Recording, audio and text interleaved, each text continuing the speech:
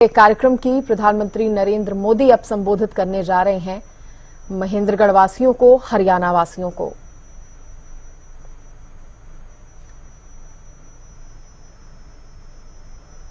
माता की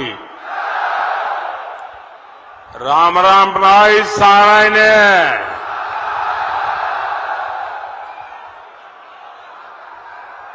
आज बुद्ध पूर्णिमा है। मैं समस्त देशवासियों को अनेक अनेक शुभकामनाएं देता हूं। मैं श्रद्धेय गुरु जयराम दास, चमन ऋषि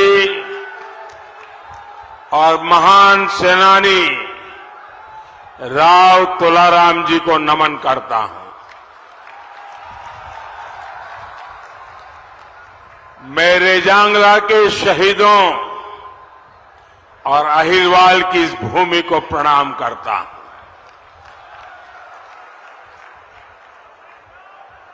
मैं अगर हरियाणा में आऊं तो पुरानी यादें ताजा न हो जाए, ऐसा हो नहीं सकता। यहां भी वहां भी बहुत सारे परिचित चेहरे नजर आ रहे हैं, पुरानी पुरानी यादें भी, क्योंकि हरियाणा तो बरसों तक एक प्रकार से मेरा घर ही बन गया था। और मैं बड़े गर्व के साथ कहता हूं, मुझे राजनीति की बहुत सारी शिक्षा हरियाणा और पंजाब से मिली, और ये मेरा सौभाग्य रहा, इस मिट्टी ने भी मुझे गढ़ा है। वो 1995 का शायद कालखंड होगा जब मैं प्रभारी के रूप में यहां आया था। लेकिन आमतौर पर प्रभारी आते हैं दौरा करने के लिए, मैं हम मुकाब करने आ गया था। यहीं पर रहता था। और उस समय हमारे मनोहर लाल जी संगठन का काम देखते थे। उस समय हमारे रमेश जोशी जी अध्यक्ष हुआ करते थे। तो रमेश जी, मैं, मनोहर लाल जी हरियाणा की खूब खाक छानी थी। मैंने यहां माताओं बहनों के हाथ का खाना भी खूब खाया है। और हमारे नारनौल के सुरजा हलवाई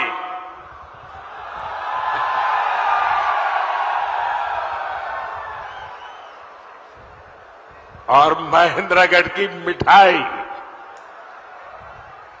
शायद इसी के कारण ये हमारा राबिला डायबिटिक हो गया।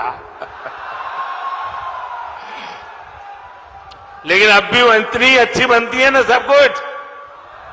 हाँ।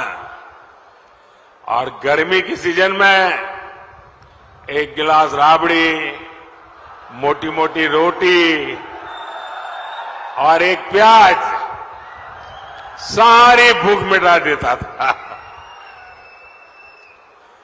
जिद सीधा सादा खाना, वो मेरा हरियाणा।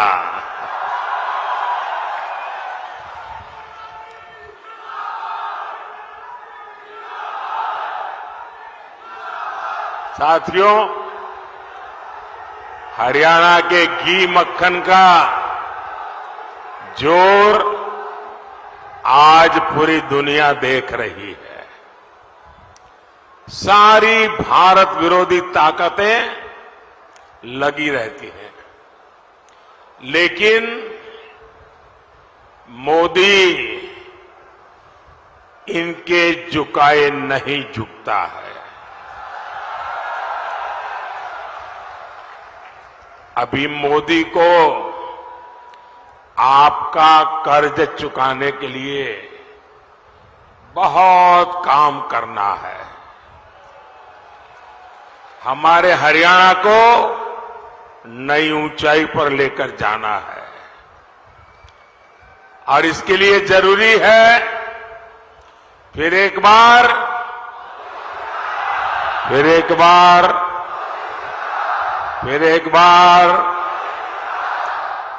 साथियों, ये चुनाव देश का प्रधानमंत्री चुनने का चुनाव है। आप प्रधानमंत्री नहीं चुनेंगे, देश का भविष्य भी चुनेंगे। एक और आपका जांचा परखा सेवक मोदी है और दूसरी ओर कौन है? कोई अता पता ही नहीं है।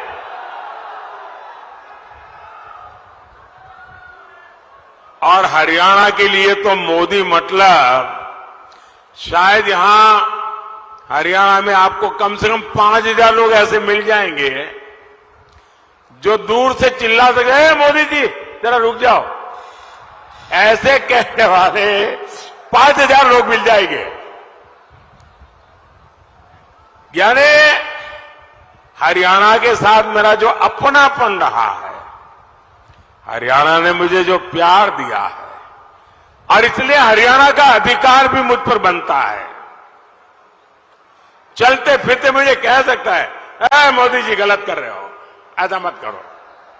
इतना मेरा आपसे नाता रहा है और पिछले 10 साल में आपने उस प्यार में कभी कमी नहीं आने दी। इससे बड़ा सौभाग्य क्या हो सकता है साथियों?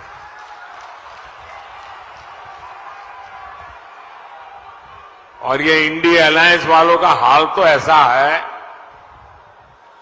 कि गाय ने दूध दिया नहीं, लेकिन घी खाने के लिए इंडी वालों में झगड़ा शुरू हो गया। अब ये लोग कह रहे हैं हर साल एक आदमी भारत का प्रधानमंत्री होगा, 5 साल 5 पीएम। आप मुझे बताइए, ऐसे देश चलेगा क्या? चलेगा क्या?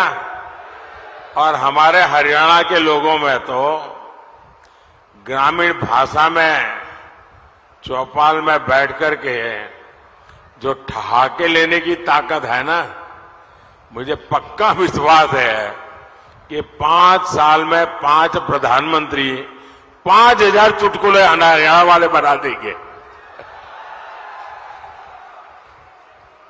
साथियों, ये लोग देश को फिर से गड्ढे में धकेलेंगे, नहीं तो क्या करेंगे? साथियों, इंडी गठबंधन के लोग ये घोर सांप्रदायिक है, घोर जातिवादी है, घोर परिवारवादी लोग हैं।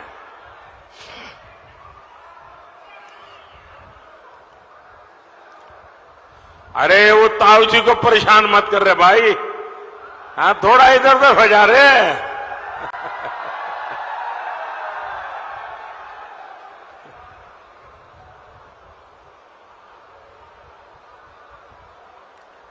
देश की जनता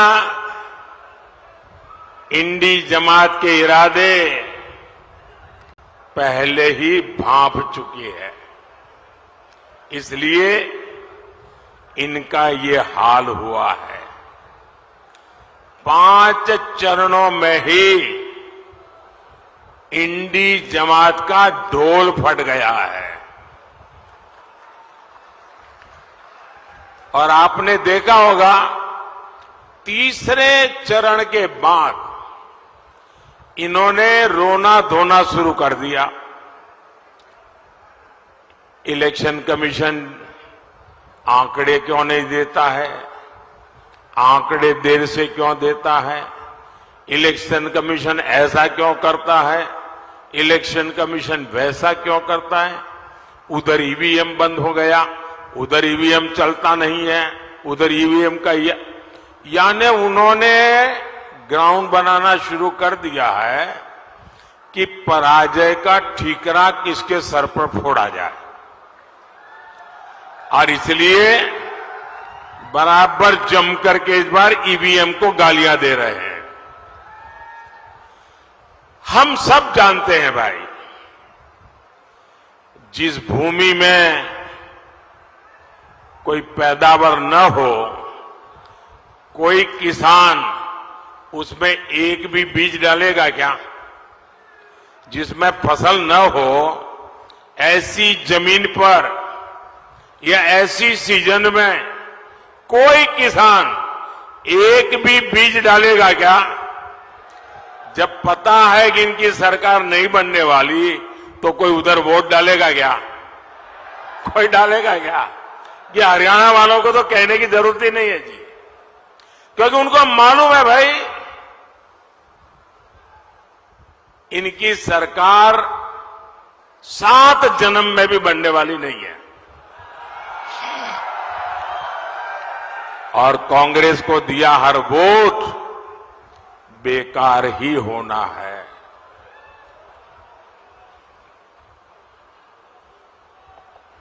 इसलिए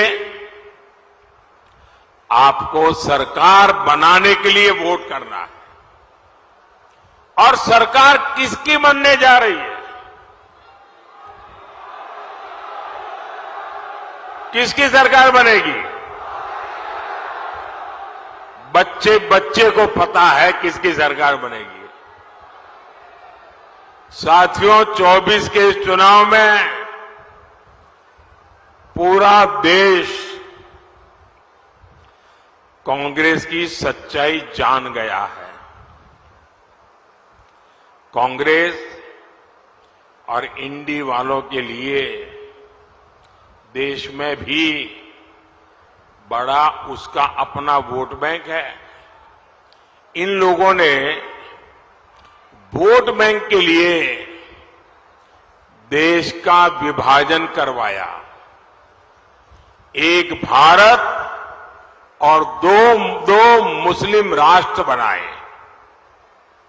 अब इंडी वाले लोग कह रहे हैं कि बचे हुए भारत पर भी पहला अधिकार मुसलमान का है।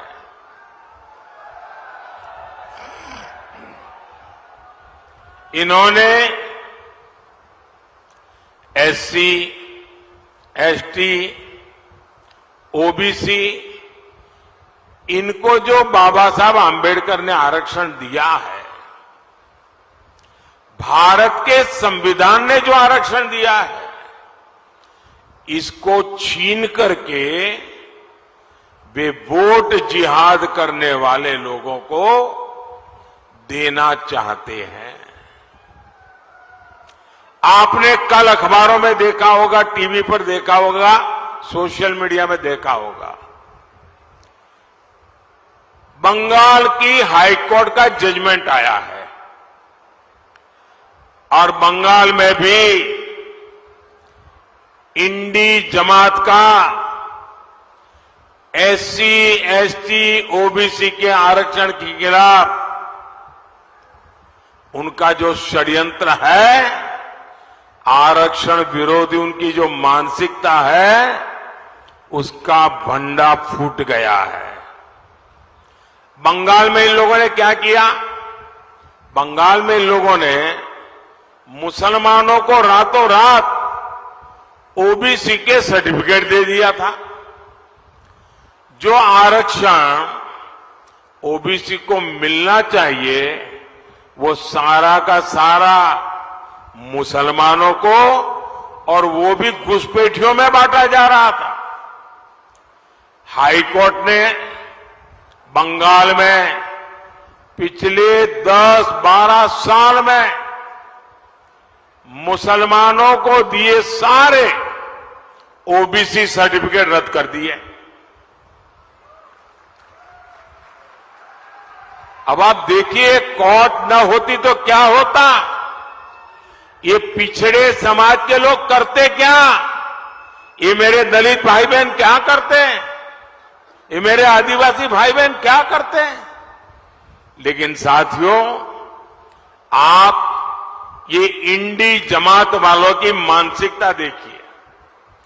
बंगाल की सीएम ने घोषणा कर दी है कि वो हाईकोर्ट का फैसला नहीं मानेगी। वो मुसलमानों को ओबीसी का आरक्षण देकर रहेगी। आप मुझे बताइए, कांग्रेस हो, टीएमसी हो, इंडी गठबंधन के सारे दल तो अपने वोट बैंक के साथ डटकर खड़े हो गए हैं। फिर आपके साथ, हरियाणा के साथ कौन खड़ा होगा? कौन खड़ा होगा? इसलिए मैं हरियाणा के हर एससी, हर एसटी, हर ओबीसी को भरोसा देने आया हूं, जब तक मोदी जिंदा है, कोई माई का लाल, दलित का, आदिवासी का, पिछड़ों का आरक्षण छीन नहीं सकता है। वंचितों का जो अधिकार है, मोदी उसका चौकीदार है। और भाइयों बहनों, ये चुनावी भाषण नहीं है, ये मोदी की गारंटी है। साथियों, अपने वोट बैंक को खुश करने के लिए इंडी गठबंधन वाले कुछ भी कर सकते हैं। हमारे यहां हरियाणा में हर कोई दिन में 200-400 बार राम राम बोलता है। हर 10 कदम पर वो राम राम बोलेगा ही बोलेगा। राम राम के बिना हरियाणा में कोई काम होता है क्या? लेकिन कांग्रेस का बस चले तो हरियाणा में राम का नाम लेने वालों पर ये लोगों को गिरफ्तार कर ले। कांग्रेस पूरे देश से ही राम को हटाना चाहती है। कांग्रेस जब तक सत्ता में रही, उसने राम मंदिर नहीं बनने दिया। कांग्रेस ने राम मंदिर प्राण प्रतिष्ठा तक का बहिष्कार कर दिया। और अब तो शहजादे के सलाहकार ने तो एक और बड़ा खुलासा किया है। कांग्रेस अब अगर सत्ता में आई तो राम मंदिर पर ताला लगाने की फिराक में है। कांग्रेस चाहती है कि हरियाणा के लोग रामलला के दर्शन तक नहीं कर पाए। वो रामलला को फिर से टेंट में भेजना चाहते हैं।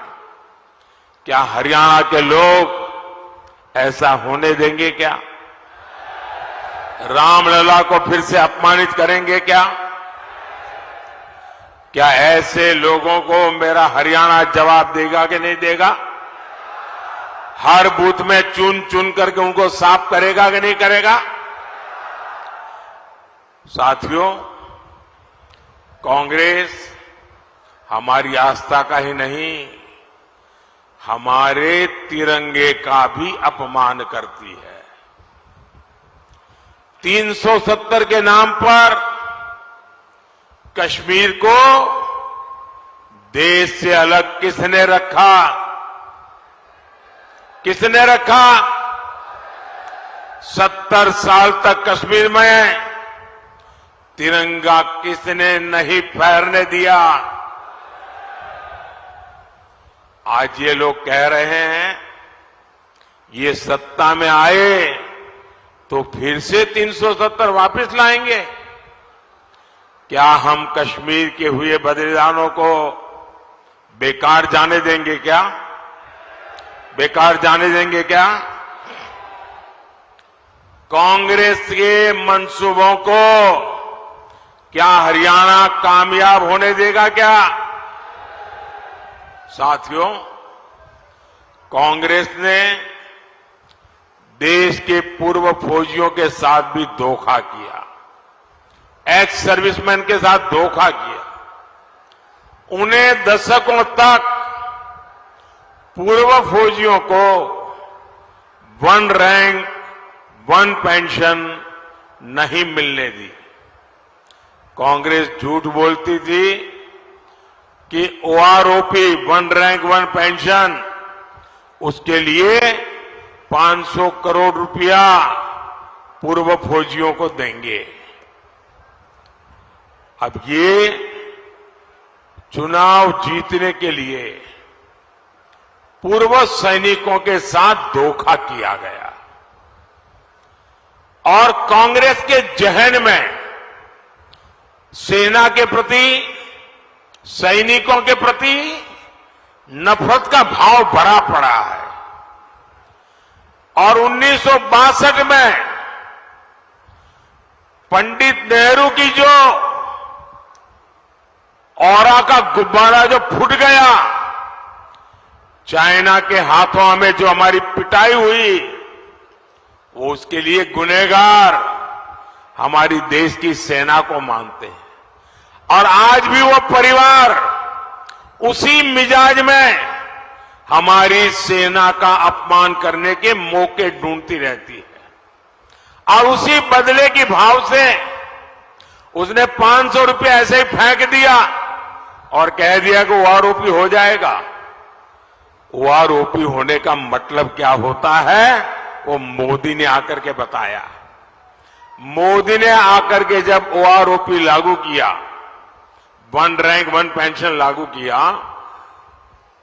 उन्होंने 500 रुपया का खेल खेला था, आपकी आंखों में धूल झोंकने का पाप किया था। मोदी ने जब एक्चुअली ओआरओपी लगाया, 1.25 लाख करोड़ रुपया लगा। कितना? अरे जरा बताइए ना, 1.25 लाख करोड़ रुपया। अब कोई मुझे बताए, कहां 500 करोड़ और कहां 1.25 लाख करोड़? ये 1.25 लाख करोड़ रुपया पूर्व सैनिकों के परिवारों के बैंक के खाते में जमा हो चुका है। जब सैनिकों का मान रखने का जज्बा होता है तो काम भी उसी जज्बे से होता है। साथियों, हमारे हरियाणा को भी लूटने में कांग्रेस ने कोई कोर कसर नहीं छोड़ी थी। मैंने तो अपनी आंखों से देखा है कांग्रेस के समय में क्या हाल था हरियाणा का। जो मुख्यमंत्री बनता था वो अपने जिले के बाहर नहीं देखता था। ऐसा कोई क्षेत्र नहीं जिसे लूटने का खुला खेल न चलता हो। आपको याद है ना, नौकरी दिलवाने के नाम पर ये लोग जमीनें बिकवा देते थे। ट्रांसफर पोस्टिंग की तो खुली इंडस्ट्री चलती थी, सड़कें गड्ढों में होती थी, उद्योगों पर संकट आने लगा था।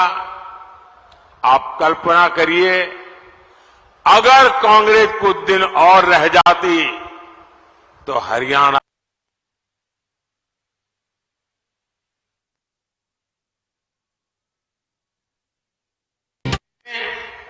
कांग्रेस के पाप धोने में बहुत मेहनत की है। आज हरियाणा में आधुनिक हाईवे और एक्सप्रेसवे बन रहे हैं। अब न दिल्ली दूर है न चंडीगढ़ दूर है। अब नारनौल वाले सुबह चंडीगढ़ से निकलते हैं और जा करके काम पूरा करके शाम को रात घर पहुंच जाते हैं। गुरुग्राम वालों का तो जीवन ही द्वारका एक्सप्रेसवे ने आसान कर दिया है।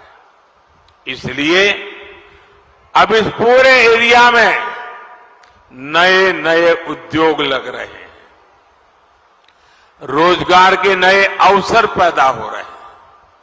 भाइयों बहनों, मैं गुरुग्राम के युवाओं से भी कहना चाहता हूं, अगले 5 साल ये देश में एक बड़ी क्रांति का समय होने वाला है।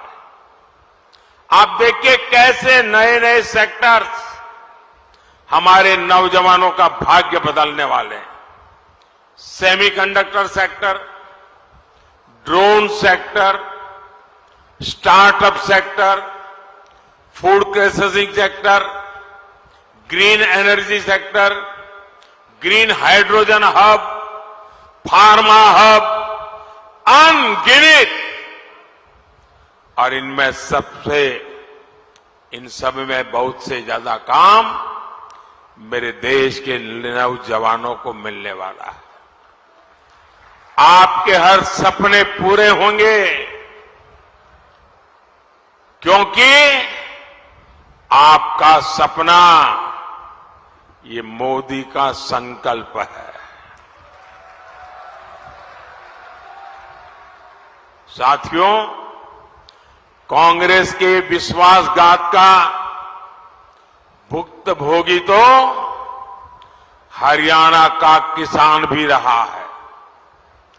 यहां उसने किसान को सिंचाई के पानी तक का इंतजाम नहीं किया। हम नहरों को जोड़कर यहां तक पानी पहुंचा रहे हैं। हमारी सरकार हरियाणा में 14 फसलों को एमएसपी पर खरीद रही है। हमारे भिवानी का किसान बाजरा और किसान का यहां जो बाजरे की खेती है और हमारा यहां का किसान जो बाजरा पैदा करता है, मेरे प्रिय बाजरे में से वो है। और मैं याद है यहां जब भी आया बाजरे की खिचड़ी अवर खाई। और मजा है कि जब बाजरे की खिचड़ी खाओ तो आधी खिचड़ी आधा घी, तब बोले खिचड़ी खाने का मजा होता है। अब मैं गुजराती आदमी इतना खा तो नहीं सकता था, लेकिन उनका प्यार हरियाणा के लोगों का, यहां का बाजरा आज भी वो मुझे याद हमेशा रहता है। लेकिन अब आपके बाजरे के श्री अन्न के प्रचार की जिम्मेदारी खुद मोदी ने ले रखी है। मैंने जितने मिलेट से जितना मोटा अनाज है उसके लिए एक नाम दे दिया है, श्री अन्न। और मैं दुनिया भर में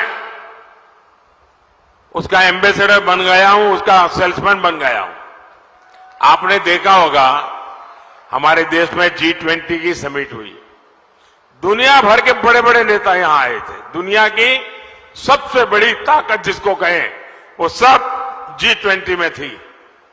और मोदी ने उनको क्या खिलाया? मोदी ने उनको बाजरा खिलाया। और बड़े बड़े नेताओं को मैंने कहा ये सुपर फूड है। और उसका एक परिणाम ही आया कि मुझे भी अमेरिका बुलाया था, व्हाइट हाउस में भोजन था। व्हाइट हाउस में उस दिन काफी लोगों को उन्होंने खाने पर बुलाया था, देश भर के लोगों को, और सबको उन्होंने बाजरा खिलाया व्हाइट हाउस में, अमेरिका में।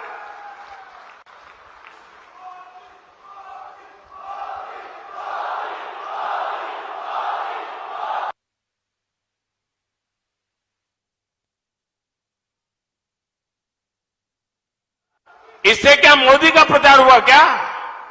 इससे प्रचार हुआ हरियाणा का, हरियाणा के किसानों का, हरियाणा के बाजरे का। साथियों, इस क्षेत्र के विकास के लिए हमने चौधरी बंसीलाल जी के साथ मिलकर सरकार चलाई थी। चौधरी बंसीलाल भिवानी महेंद्रगढ़ के विकास के लिए कटिबद्ध थे। और मुझे मेरा सौभाग्य रहा, चौधरी बंसीलाल जी से मेरी बड़ी निकटता रही। और वो रात को देर तक जागने के आदी थे, तो कभी कभी हमारी मीटिंग रात को 1 बजे के बाद शुरू होती थी। और कभी कभी सुबह सुबह तक चलती थी। उनके पास अनुभव की इतनी बातें हुआ करती थी और मैं देखता था कि जब भी बातों में स्वामी दयानंद सरस्वती जी की बात आती थी, ऐसी एक मीटिंग नहीं होगी कि स्वामी दयानंद सरस्वती की बात निकली हो और चौधरी बंसीलाल जी की आंखों से आंसू न टपके हो। और वो मुझे इतना प्यार करते थे क्योंकि जब मैं गुजरात का था, दयानंद सरस्वती जी का जन्म गुजरात में हुआ था, तो एक नाता ऐसा बन गया था। और गवर्नेंस की दुनिया में भी साथ साथ काम किया, बरसों तक साथ में काम किया। साथियों, लेकिन ये जो महापुरुष है, उन सब से प्रेरणा लेते हुए आज मेरी भी गारंटी है कि हरियाणा का विकास हम रुकने नहीं देंगे। लेकिन इसके लिए 25 मई को भिवानी और महेंद्रगढ़ से चौधरी धर्मवीर सिंह जी और गुरुग्राम से राव इंद्रजीत सिंह जी, मेरे इन दोनों साथियों को भारी बहुमत से विजयी बनाइए और आप जब उनको कमल के निशान पर वोट देंगे ना, वो वोट सीधा सीधा मोदी के खाते में जाएगा। तो आप पुराने सारे रिकॉर्ड तोड़ेंगे, मतदान ज्यादा से ज्यादा कराएंगे, हर पोलिंग बूथ में विजय प्राप्त करेंगे। अच्छा, मेरा एक काम है, करेंगे आप लोग? अरे क्या कमाल है भाई, ठंडे हो गए एकदम। मेरा पर्सनल काम है, करेंगे? अरे मैं भी तो हरियाणा वाला हूं यार, बोलो ना। मेरा एक काम करेंगे। देखिए, पहले तो मैं यहां गांव गांव जाता था, हर इलाके में गया हूं, हजारों परिवारों में गया हूं, लेकिन अब समय की कठिनाई है, जा नहीं पाता हूं। तो मुझे आपकी मदद चाहिए। करोगे मदद? सब लोग करोगे? ऐसे ही नहीं बता रहे हो ना, सही में करोगे ना? एक काम करना, यहां से जाने के बाद ज्यादा से ज्यादा परिवारों में जाना, ज्यादा से ज्यादा घरों में जाना,